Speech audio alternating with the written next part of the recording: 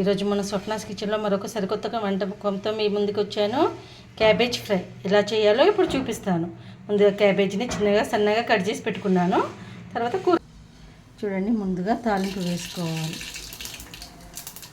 ఆవాలు, జీలకర్ర, తర్వాత పసుపు, కరివేపాకు, తర్వాత మనం కట్ చేసి కడిగి పెట్టుకున్న క్యాబేజీ.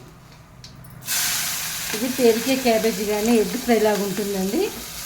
మీరు కూడా ఒకసారి ఇలా చేసి చూడండి, తెలుస్తుంది ఎంత బాగుంటుందో.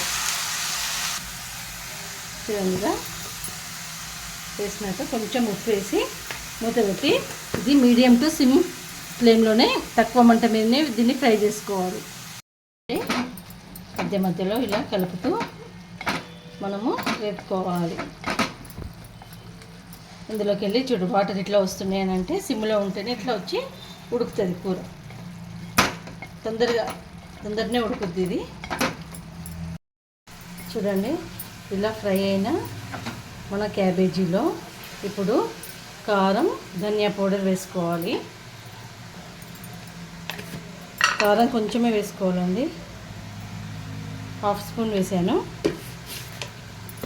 తర్వాత ధనియా పౌడర్,